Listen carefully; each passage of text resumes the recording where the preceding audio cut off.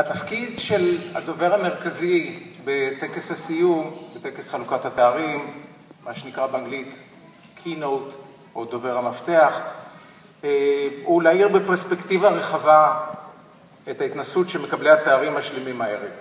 זוהי במידה מסוימת ההזדמנות להתבונן בניהול ויזמות בהקשרים הרחבים שלהם. עסקיים, היסטוריים, תרבותיים, חברתיים, פוליטיים, אנושיים. כל דובר מהזווית האישית שלו או שלה. עכשיו, לגבי הדובר שלנו הערב יש לי חשש שיתקבל הרושם שיש פה קנוניה. כי את הדובר המרכזי שלנו, שאשר כבר הזכיר, הוא מישהו שפגשתי לפני שנים לא מעטות, שאני מעריך מאוד ואני אוהב מאוד, צריך להאמר על פניו. אבל, אולי לא תאמינו לי, אבל הבחירה בו לא הייתה הבחירה שלי. הוא היה הבחירה הראשונה של מעצבות הטקס, קיבלתי אימייל בהודו כשהייתי, ואמרו לי, אולי תבדוק אם הוא יכול והוא מסכים. אז גיששתי אצלו, והתשובה שלו הייתה תשובה בלי גינונים, ועוד לפני שהספקנו בכלל להזמין אותו באופן פורמלי, הוא אמר כן. אז זה בלבל לנו את כל הקצב, ואני מאוד שמח שהוא איתנו כאן. ואני אציג אותו בצורה הראויה.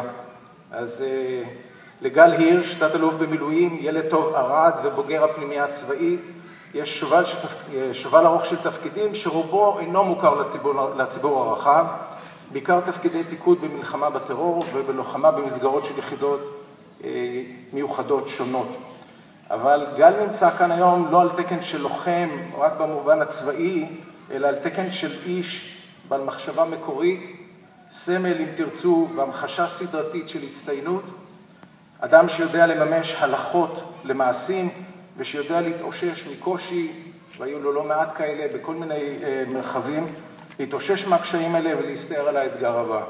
גל צמח צבאית בצנחנים ובסיירת הצנחנים, הגיע לתפקידי פיקוד בסיירת שלדג, יש לו תואר ראשון בלימודי המזרח התיכון מאוניברסיטת בר אילן, כמובן בהצטיינות, ולאחר השלמת לימודי ה-MBA בפקולטה לניהול, אני לא זוכר אם זה גם זה היה בהצטיינות? זה היה בהצטיינות? אוקיי.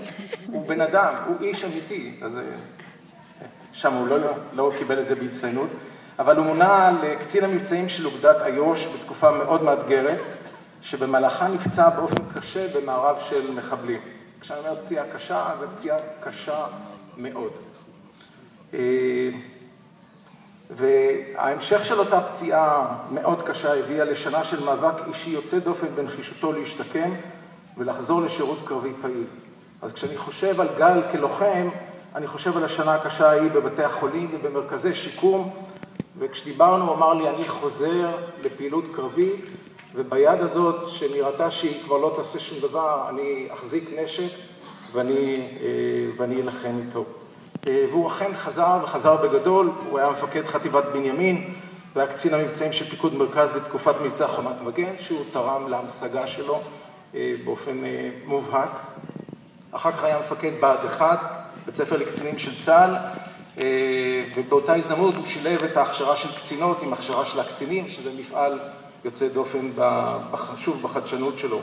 לאחר מכן הוא פיקד על עוצבת הגליל, שמוצבת על הגבול הצפוני של ישראל, ושבעקבות מלחמת לבנון השנייה, הייתה מושא לדיון ציבורי מורכב.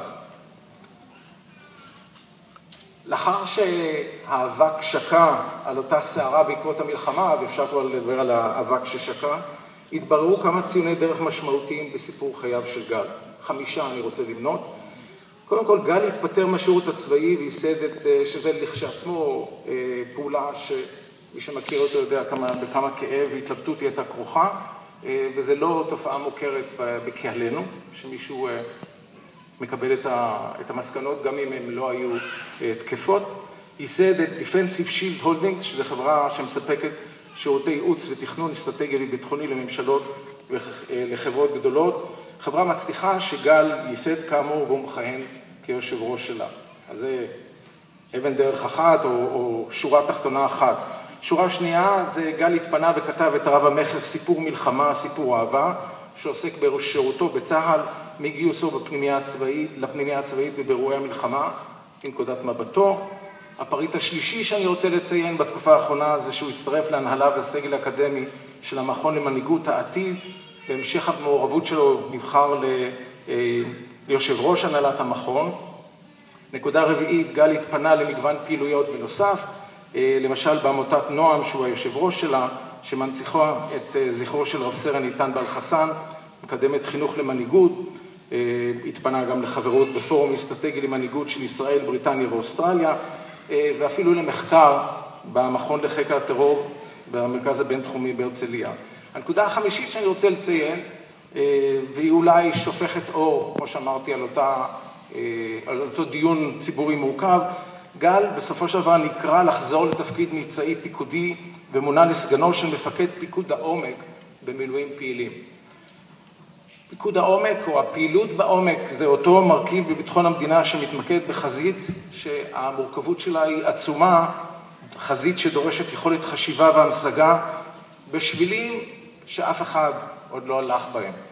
אני לא מכיר מישהו יותר מתאים מגל הירש להתמודד עם אתגר כזה. יש לי עונג מיוחד להזמין את גל לשאת את הרצאת המפתח הערב. גל, בבקשה.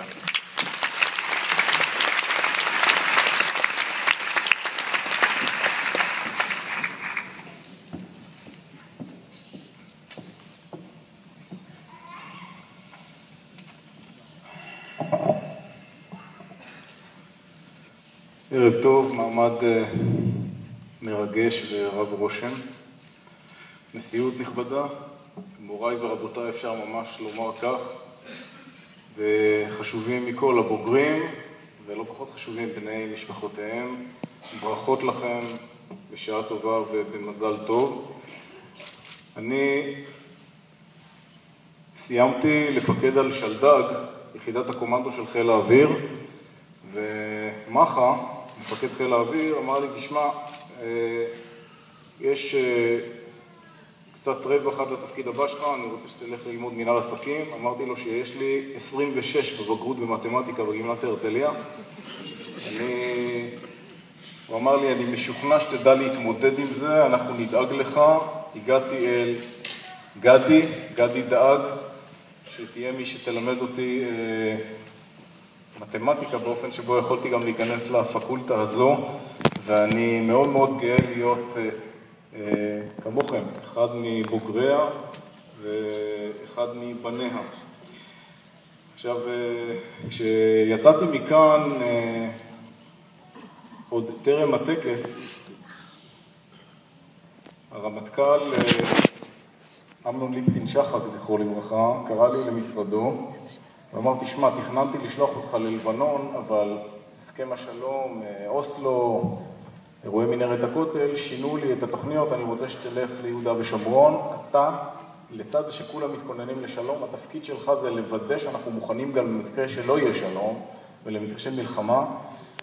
אתה נלחם כל חייך, אתה תדאג שהעובדה תהיה מוכנה למלחמה. יצאתי לשם, כעבור כ9 חודשים קשים של עשייה בשטח, פגע בי כאמור מערב מחבלים צפונית לרמאללה.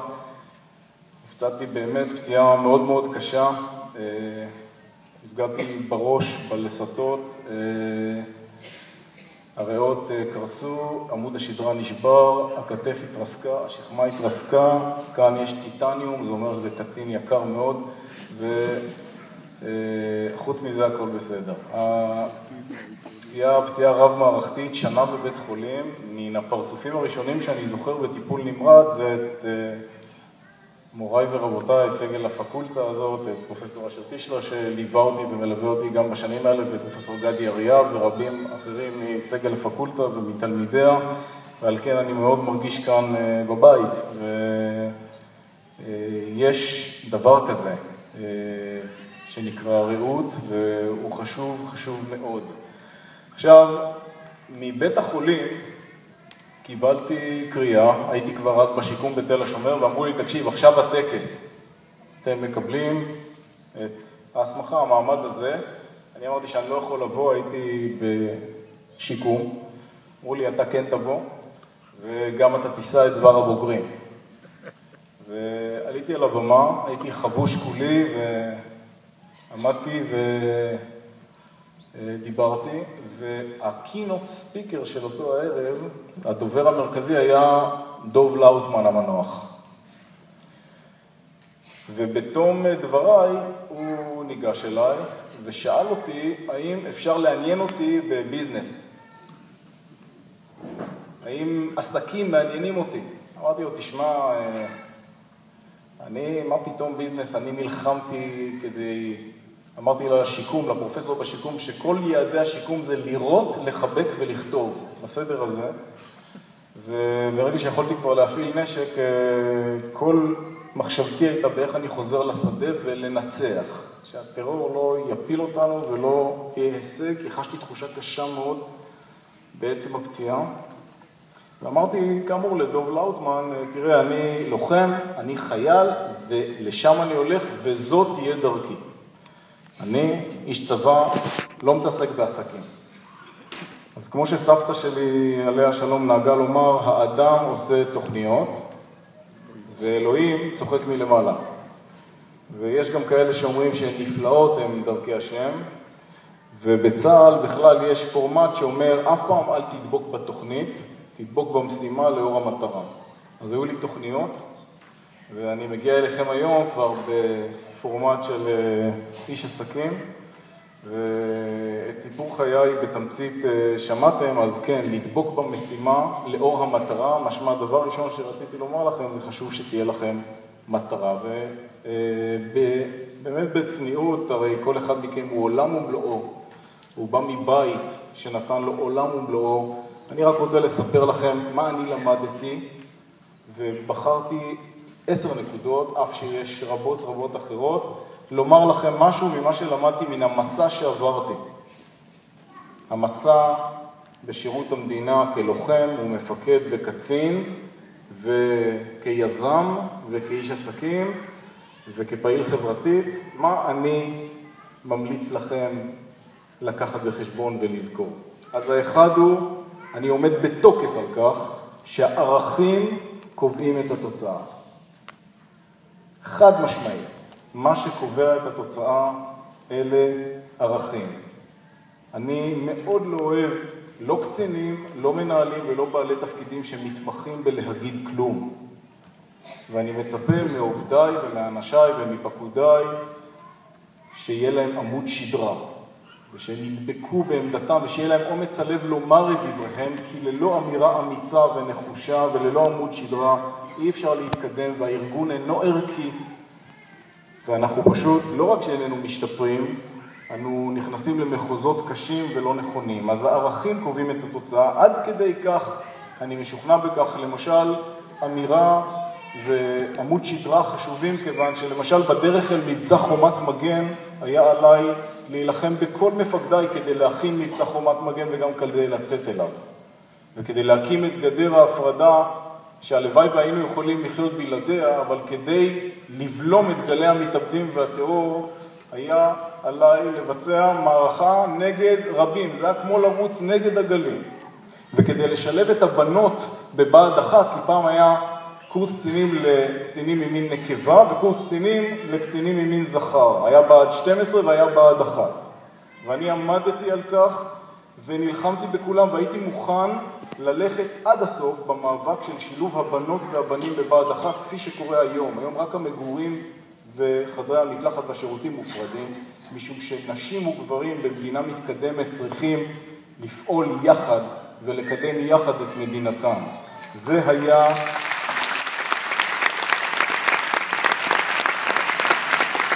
היה קשה מאוד, והיה לזה מחיר. נאבקתי בהרבה מאוד שדולות ובהרבה מאוד גורמים פוליטיים ולא פוליטיים, אבל המאבק היה שווה אף שכמובן ששילמתי על כך מחיר, וזה מה שרציתי לומר לכם. בדרך לאמירה הערכים קובעים את התוצאה, אתם צריכים להיות מוכנים לשלם מחיר.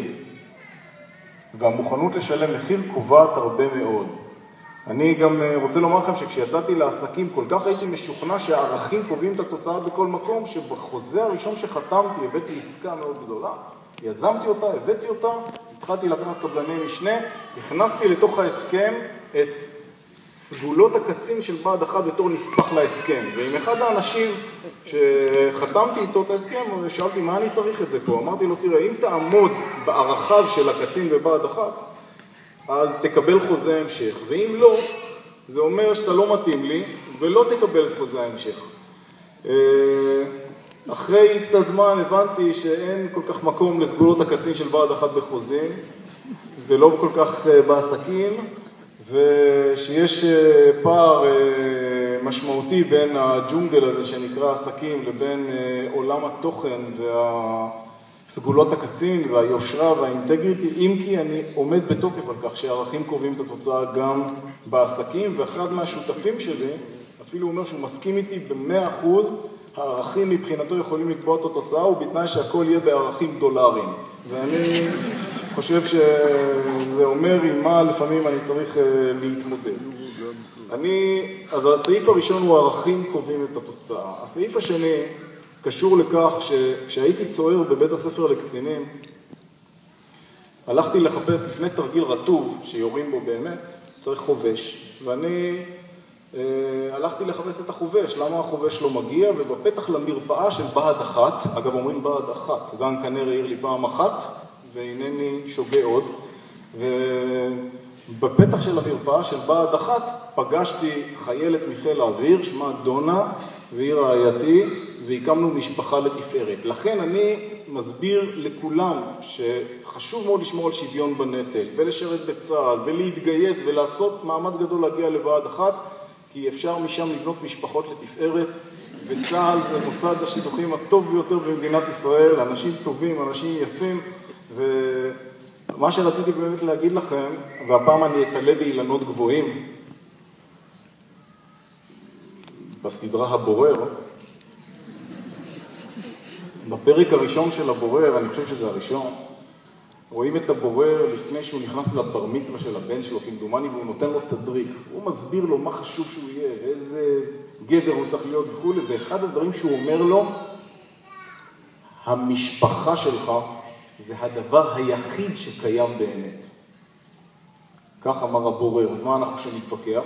מה שרציתי לומר לכם, זה שלצד, ואני לא סתם שם את זה מיד אחרי הערכים קובעים את התוצאה, לצד העשייה, אני למדתי שבתוך המסע הסוער, הארוך, הרב גלי והגבר גלי שאני עברתי, מה שהיה לצידי ביום, בליל, בערפל, בקסבה של שכם, במוצבים בגבול לבנון, בבית החולים, בטיפול נמרץ, כשמצאתי את עצמי לתדהמתי מחוץ לצה"ל, כשמצאתי את עצמי מקים חברה בסערה, שם הייתה משפחתי, ממנה אני נברא בכל יום מחדש, ואליה אני שב בכל ערב מן המסע, ועל כן, בכל הסערות שתעברו, חשוב מאוד שתשמרו על ערך המשפחה, ותטפחו אותה, ותפתחו אותו לכל אורך הדרך, כי זה הדבר היחיד שבאמת באמת תמיד קיים, המשפחה.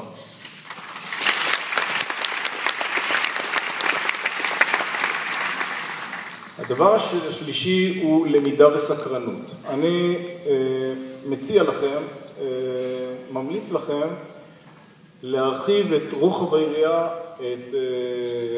ואת עושר תחומי העניין שלכם, משום שאני מצאתי שרעיונות טובים מאוד שהיו לי למבצעים מיוחדים אי שם, שכנראה לא נדבר עליהם אף פעם, או לפעולות עסקיות מתוחכמות ולתחבולות כאלה ואחרות, לא דווקא באו, תסלחו לי, מהפקולטה למינהל עסקים.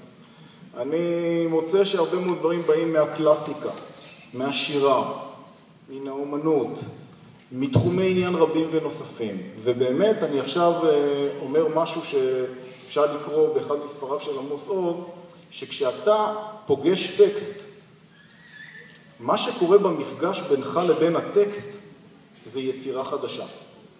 וכשאתה פוגש, נאמר, סרט, או קורא שיר, או חווה חוויה של מפגש עם אנשים, נוצר משהו שלישי במפגש בינך לבינו. וזה בעצם נקרא ידע.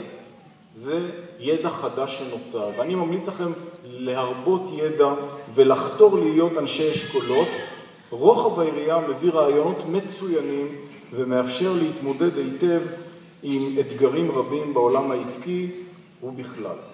הדבר הבא הוא להזדכות על האגו. קשה, מאוד קשה. אז אני לא חושב שהייתי באמת קצין של תשיגי לי ותכיני לי ותארגן לי ותיקח אותי, אבל כשאני מצאתי את עצמי מקים חברה מכלום, מכלום. לא באתי עם הון ולא לקחתי הלוואות, פשוט ממקדמה למקדמה.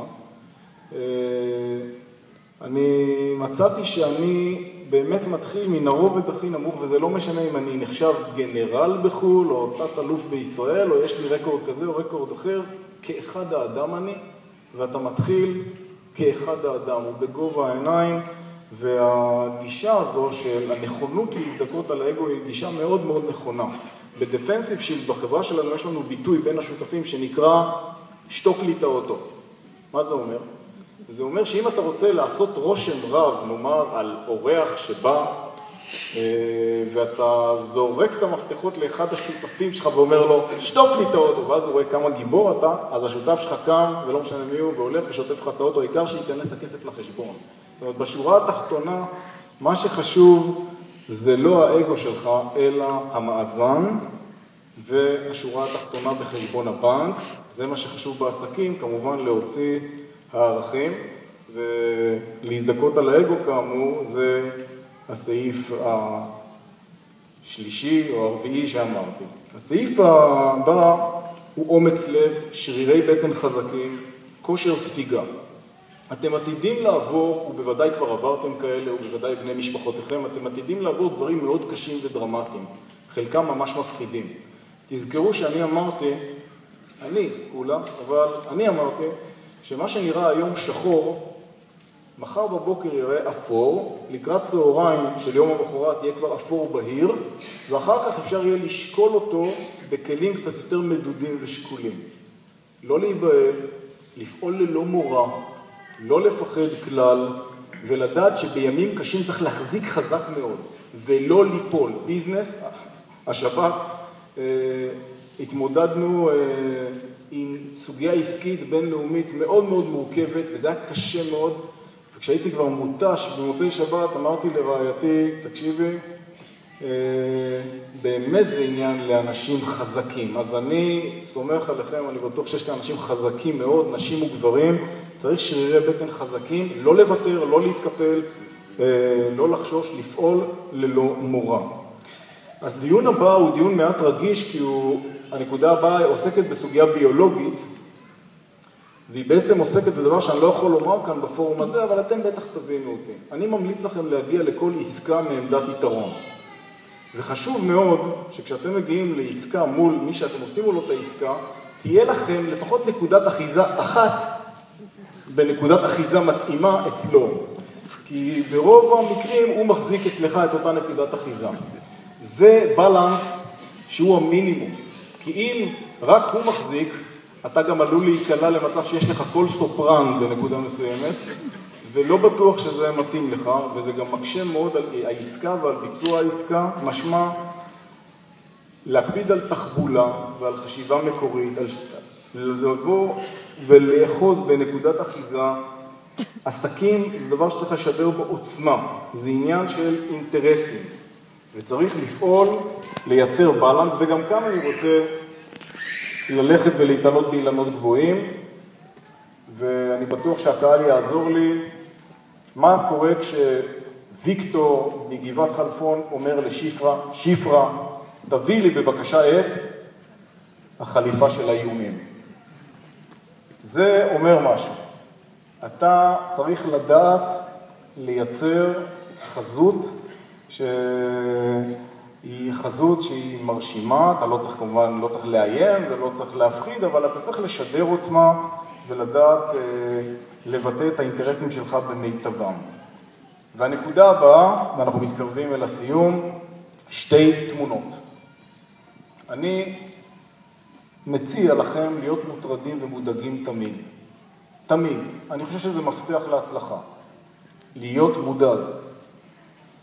שתי תמונות למה? כי אדם, לדעתי, רציני, שחותר להישגיות ולמצוינות, שרוצה להגיע רחוק, שרוצה בעולם העסקי מטרתו לעשות כסף, להביא ערך לחברה, להשיא את רווחי בעלי המניות, בצבא להתקדם ולהגיע רחוק יותר, בארגון ממשלתי להגיע יותר, להשפיע יותר, לצבור עוצמה, להשפיע. אדם כזה צריך לאחוז כל הזמן שתי תמונות. האחת היא תמונת המצוי, מה שהוא רואה בעיניים, והשנייה היא תמונת הרצוי, וכל הזמן הוא צריך לחיות בדיסוננס ולנסות לאחד בין התמונות.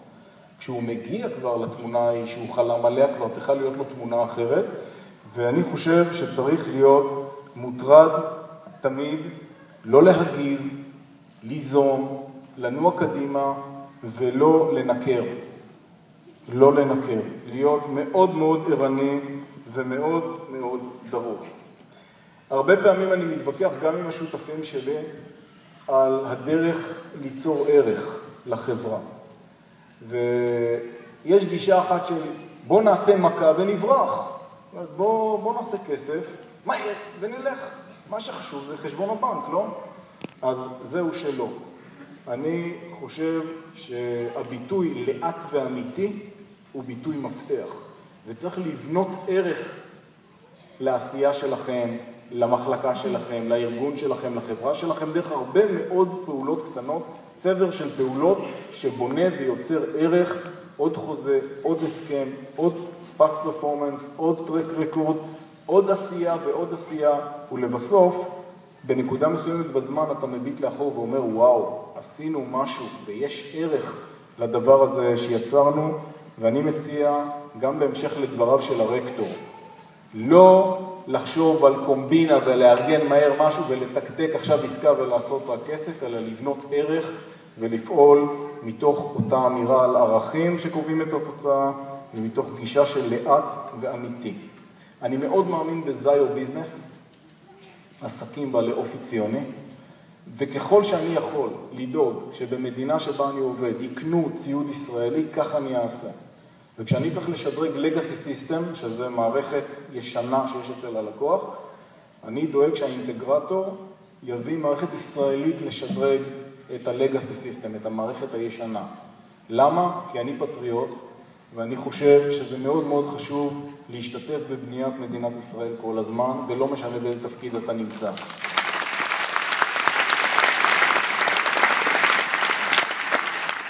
מדינת ישראל היא מדינה בהקמה, אנחנו ממשיכים לבנות אותה כל הזמן, וזה הסטארט-אפ של כל אחד ואחד מאיתנו, ואני חושב שכל אחד ראוי שיקח בדבר הזה חלק, וכל אחד כפי יכולתו, והסייפה של 10 הנקודות האלה הם האנשים, הקשרים, הנטוורקינג, לשמור על האנשים.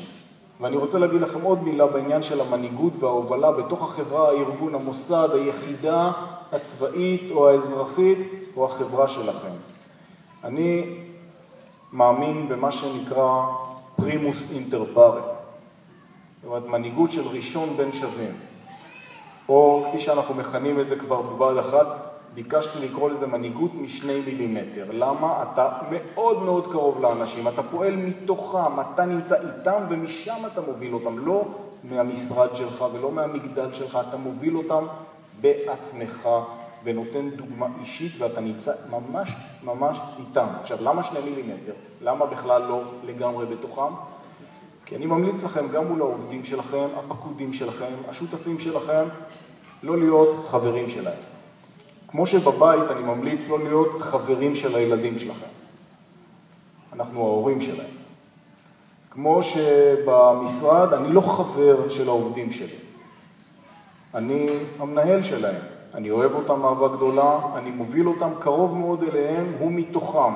אבל יש את המילימטר האחרון שאומר שאני מציב גבולות, וככה אפשר ליצור מסגרת ומשם להוביל. ועוד דבר אחד אני רוצה לומר לכם, אחרי כל התיאור של 10 הנקודות שהזכרתי על המסע ועל המלצותיי למסע. כל אחד מכם עם המסע שלו.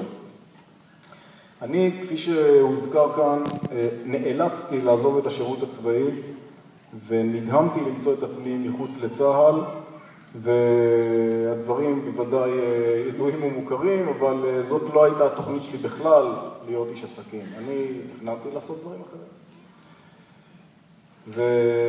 ויצאתי בתחושה מאוד מאוד קשה, לפני כ8 שנים, והייתי צריך, לא היה לי זמן לאסוף את דמעותיי, הייתי צריך מיד ליצור מסילת חיים חלופית, להתחיל לחצוב ולבנות, וליצור ולבנות וליצור, וכך נוסדה דפנסיב שילד, ואחר כך דפנסיב שילד החזקות, ולימים כל עיסוקיה ופעולותיה. ומתוך כל העשייה הזו המורכבת של לעשות כסף ולהתעצם ולהשקיע ולבנות וליצור חברה, נדמה לפעמים שזה הופך להיות העיקר. ובכל זאת, לפני 3 שנים צלצל הטלפון ונקראתי לפגישה עם הרמטכ"ל ולאחר מכן עם שר הביטחון. וכשנאמר לי, תקשיב, אנחנו רוצים להקים את פיקוד העומק והמיוחדים של צה"ל, ורוצים שאתה תהיה סגן המפקד, לסייע בהקמת מפקדת העומק, וידעתי שזה אומר את מה שזה אומר, 300 ימי מילואים בשנתיים ורבע, וזה אומר בעצם להיות בצבא, וזה אומר בעצם להפסיד הרבה מאוד כסף ולא להיות בחברה. לא היה לי דיון עם הנושא. אני פשוט התייצבתי לדגל, כי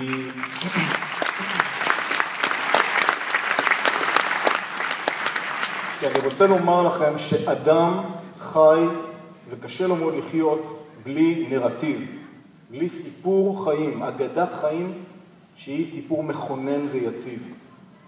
ולנו יש הקשר, אנחנו באמת משתתפים בהקמתה של ארץ מולדת, וכשאני מגיע היום במטוס ממסעותיי בעולם ואני רואה את חופי ישראל, הרי משהו מתרונן לנו בלב, נכון? כשאנחנו רואים את חופי ארצנו, וזו משמעות המילה מולדת. כן, יש דברים יותר חשובים מכסף, הערכים קובעים את התוצאה. אני מאחל לכם הצלחה רבה.